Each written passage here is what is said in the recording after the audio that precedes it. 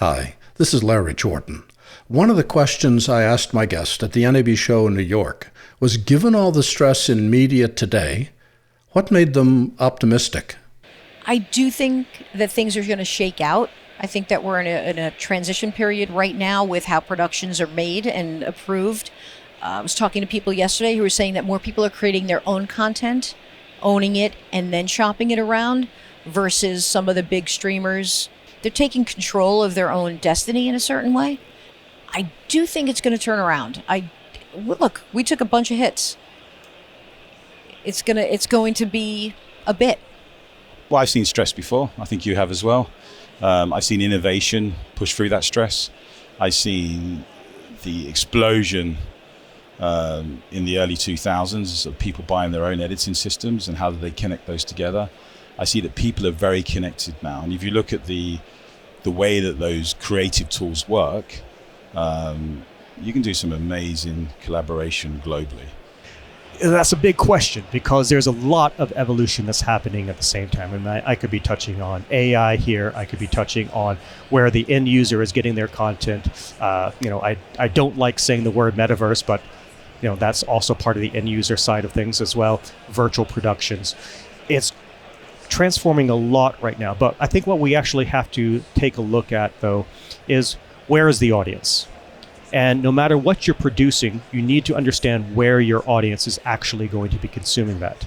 And this transformation that we're going from all these hardware-based systems to software-based systems is making it easier for the producers to be able to create content that's going to go directly to where their audience actually is. Well, it's certainly a time of change, right? So that always leads to concern. People are wondering, well, how does that look next? Personally, I think we're in an exciting time, right? Because we're getting to a point where some of these technologies that you've talked about actually make it easier to create the kind of thing that we're doing. We already know that the incoming talent pool is smaller than it used to be. It's a given. Right? So how do you adapt to that? And that's where technology is actually helping us make better content. It's definitely morphed. So part of the thing is there's a difference in how people are consuming content. Younger audiences do not consume content like folks with our hair color do. And people are producing content for those marketplaces. Some of the largest sales we have done for post-production environments have been in the streaming space, not the traditional episodic television feature film streaming space, but folks who are working on YouTube and TikTok. They have huge followings. They have huge amounts of capitalization that comes because of their following, and they have equipment that they need to buy because they are expanding their reach from their original platform. And they're getting into linear media like the rest of the market has always been since the advent of television. Okay, so you mentioned that the broadcast is under some pressures, right? Some commercial realities that are happening there. But on what has happened at the same time in content creation, look at the Netflixes and the Amazons of the world and the Apples that have been cranking out content for us to watch via streaming media. That still needs to be produced somewhere. And there's still a crew that puts those things together, and they are facilitated by an intercom system, often not as elaborate perhaps as at a big broadcaster, but still an intercom system, and they so happen to be very well versed in using the workflows that our live performance customers have been accustomed to. So we have kind of seen things shift. We have never consumed as much content as we do today. I think that what we're finding is that those of us that have been around a while think of things in traditional sense, whereas today people watch content on anything from anywhere, and they don't look at it as linearly as we used to. There was appointment television where we watched this program on this time at that date. That's gone out the window.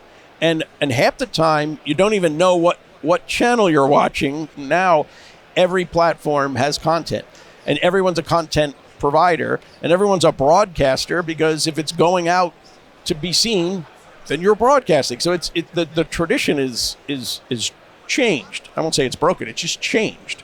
What I see in our industry is companies scrambling to figure out how to deliver value to their customers. And what most companies are doing is they're adding things to it. We're going to add these things to it to try to get you to see the value. And I don't think that that's the right direction. I think that the direction really is really understanding what the customer's needs are. I see there's a lot of talk about open ecosystem and partnership, so that the end user can choose what tool best suits them. And so technology providers like us need to ensure that your products play well together with all the other dependencies in the pipeline. Right now we are on the most forward-thinking part of production that I've ever seen, right? Before we had, everything was analog. It was this cable to this device, do the thing. Now you're able to leverage like hyperconverged solutions. As a customer, I loved, because I'm taking video and routing and switching and putting it all in one box. And that's also including hyperconverged can be your audio embedder. So I can point audio to anywhere I want it to go. So one product is doing more and more things. We're leveraging more and more technology, more and more solutions to help aid the workflow of customers, versus needing to be a jack of all trades and really understand how to be a major broadcaster in a newer environment. So you don't need to have a massive broadcast background and staff in order to run these operations.